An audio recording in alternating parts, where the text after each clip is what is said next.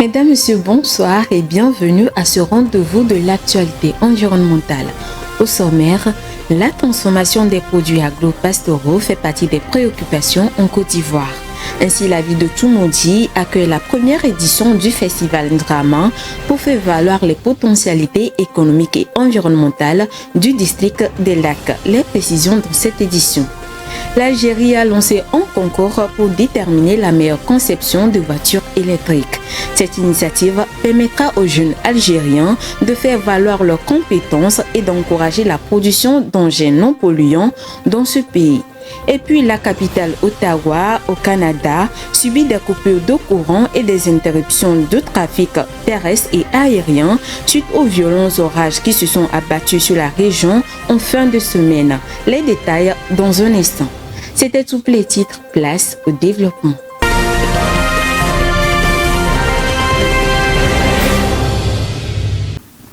La Côte d'Ivoire, dans le but de relever le défi de la transformation des produits agro-pastoraux, a lancé la première édition du festival Ndrama dans la ville de Toumoudi.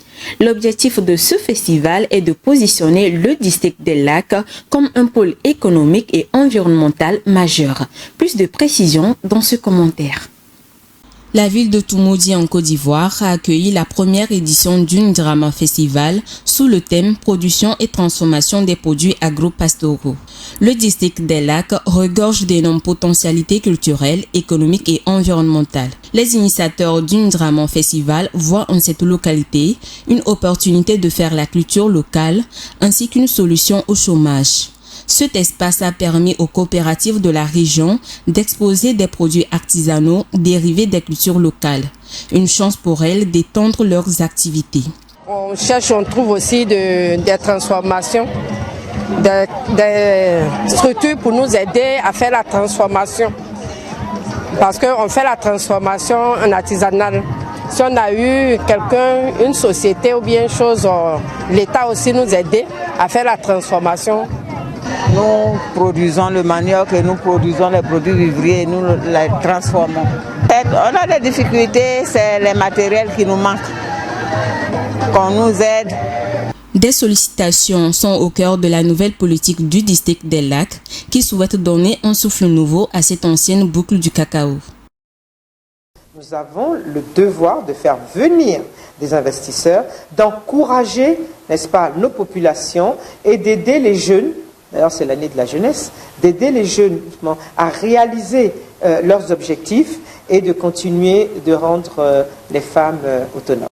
Depuis quelques années, le gouvernement ivoirien a lancé un vaste projet d'autonomisation des régions. Avec plus de 60% de terres cultivables, le district des Lacs renferme de vastes potentialités. Le ministre de l'Environnement et des Ressources forestières, Katari Folibazi, a procédé le jeudi dernier à l'ouverture de la table ronde sur la problématique de la gestion des déchets plastiques à la salle Concorde de l'hôtel 2 février à Lomé.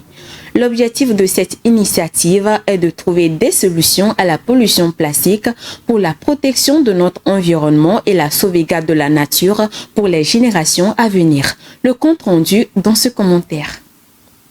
Inscrit sous le thème « Problématique de la gestion des déchets plastiques au Togo », cette table ronde, initiée par le ministère de l'Environnement et des Ressources forestières, a pour objectif de soulever le problème de la prolifération des déchets plastiques afin d'y trouver des solutions tangibles. Avec le développement économique et la croissance de la population, on observe une augmentation de la production, de la commercialisation et de la consommation des emballages plastiques qui, après utilisation, engendrent des conséquences sur la santé humaine et menacent les écosystèmes terrestres et marins. Ainsi, le ministre de l'Environnement et des Ressources forestières, Katari Folibazi, dans son discours, a invité chacun à considérer sa part de responsabilité dans la lutte contre ce fléau. Les micro- et nanoplastiques dans l'air, dans l'eau et dans le sol entraînent de graves pollutions et contaminent la chaîne alimentaire, constituant ainsi de graves dangers pour la santé humaine. Omniprésents de par le monde, les plastiques sont de plus en plus envahissants jusqu'aux endroits les plus reculés qu'on ne peut imaginer. En augmentation massive et exponentielle, leur production a doublé. La pollution plastique a des effets nuisibles sur l'humanité et la planète. Le thème retenu cette année nous rappelle que les actions des citoyens en matière de pollution plastique sont importantes. Les mesures à prendre par les gouvernements, les entreprises et la société civile pour lutter contre ce fléau sont indispensables. Et il est grand temps d'entamer, d'accélérer ces mesures afin de combattre le phénomène. Cette rencontre d'échange a connu la participation de plusieurs autres personnalités, notamment la présidente de la Chambre du commerce et d'industrie du Togo, la chef de file des partenaires techniques et financiers et plusieurs représentants des organisations de la société civile. Les discussions ont également porté sur la responsabilité sociale des entreprises dans la gestion des déchets plastiques.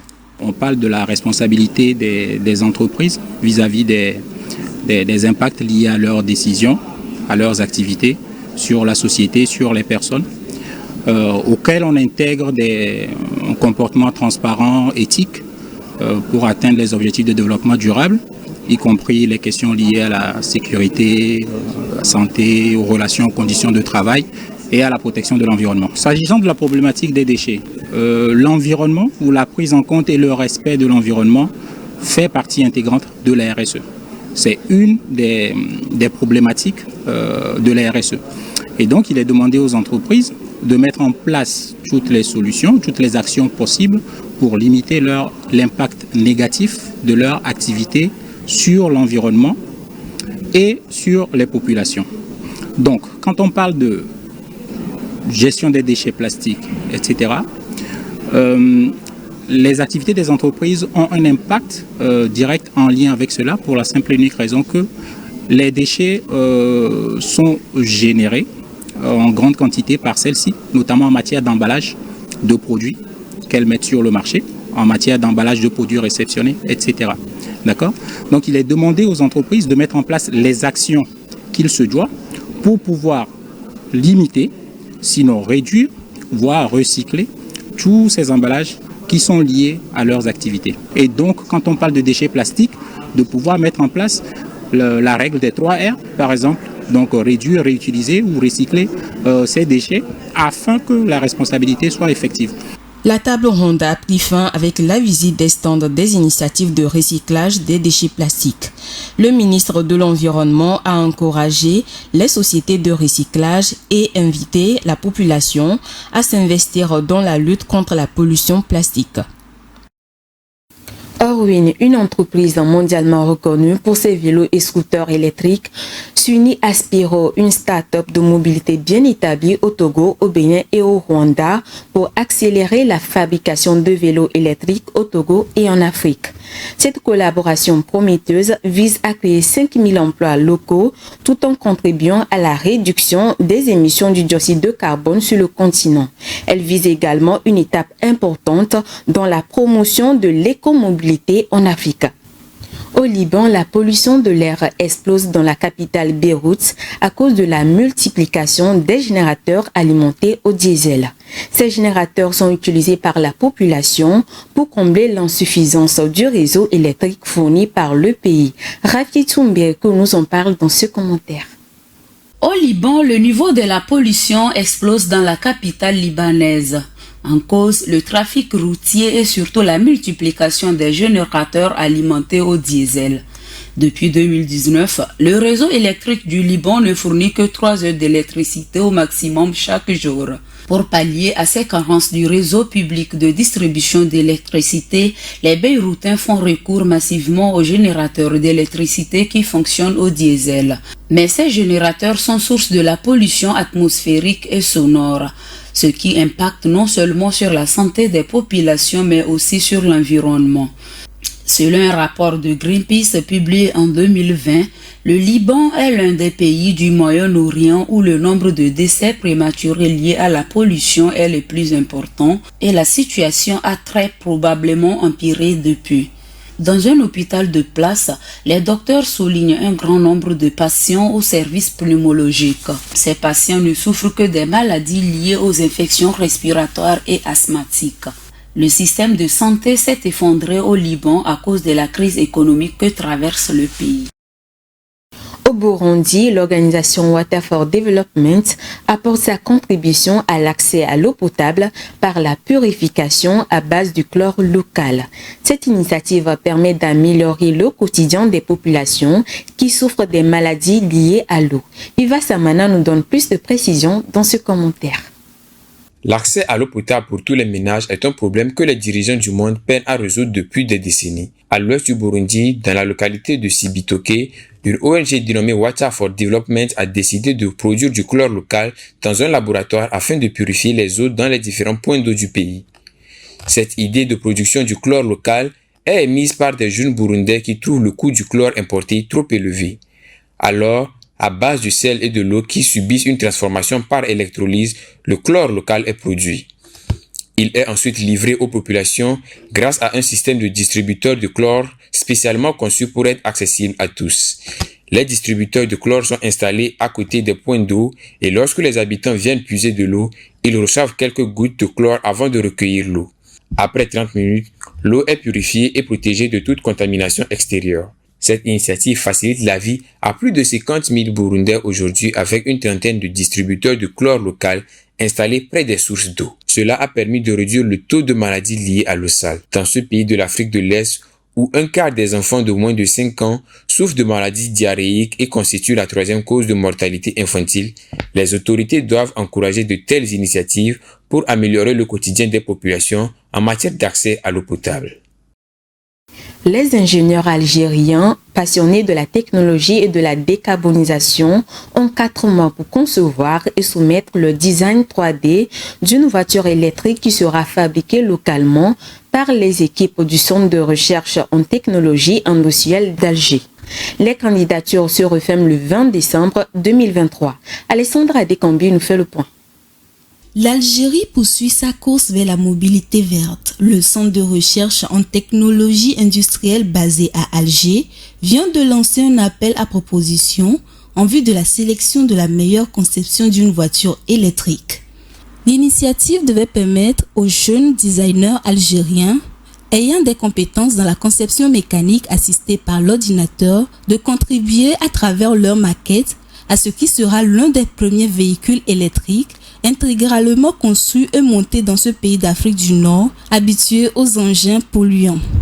En attendant, l'entreprise publique énergétique Sonelgaz prépare le déploiement de 1000 bornes de recharge pour les véhicules électriques dans les 58 wilayas. Ces infrastructures seront installées avant le second semestre 2024. Sonelgaz est en partenariat avec Naftal, la filiale de la Société nationale pour la recherche, la production, le transport, la transformation et la commercialisation des hydrocarbures.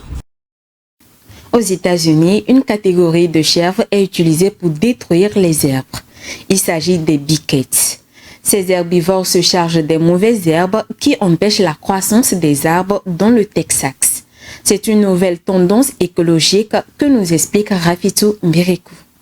Venir à bout des mauvaises herbes dans le parc municipal de Brackenridge à San Antonio, au Texas. C'est la tâche exécutée par des chèvres connues sous le nom de biquettes. Elles savent exactement quelles plantes elles doivent détruire dans ce parc. Sans tronçonneuse ni herbicide, mais armées d'un solide appétit, ces chèvres sont utilisées pour détruire tout ce qui empêche la croissance des arbres. C'est une méthode alliant efficacité et écologie. Les biquettes font partie de 150 individus qui débroussaillent une zone de 2,6 hectares. Selon les experts, cette technique est plus verte que les machines. Dressées plusieurs mois dès leur naissance, les chèvres savent ce qu'elles doivent brouter. Elles sont habituées aux aliments naturels et non au fourrage. Elles apprennent à rester en groupe et à respecter la clôture de protection légèrement électrifiée destinée à éloigner les prédateurs. Ces chèvres utilisées au Texas auront droit à une retraite bien méritée quand elles atteindront l'âge de 11 ans. Au Canada, la capitale Ottawa est sous les crues d'eau suite à des orages qui se sont abattus sur la région. Des inondations ont provoqué des coupures de courant et interrompu le trafic terrestre et aérien du pays en fin de semaine. Aucune victime n'est à déplorer, mais les opérations de réaménagement sont en cours pour rétablir la situation. Viva Samana pour plus de précisions. Les différentes voies et localités de la capitale canadienne Ottawa sont sous les eaux depuis quelques jours. De violents orages ont provoqué des inondations et des coupures de courant en fin de semaine dernière. D'après Environnement Canada, le service de météorologie du pays, les précipitations s'élèvent à plus de 80 mm au centre-ville d'Ottawa. La moyenne mensuelle qui s'élève à 85,5 mm a également été dépassée. Des interruptions de courant ont également été observées. En effet, plus de 400 résidents ont été privés d'électricité pendant plusieurs heures.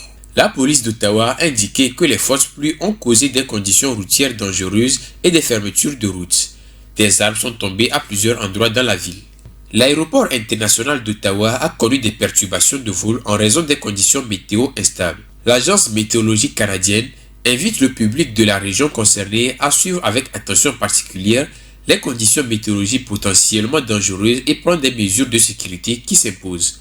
Aucune victime n'est à déplorer selon le service paramédical d'Ottawa.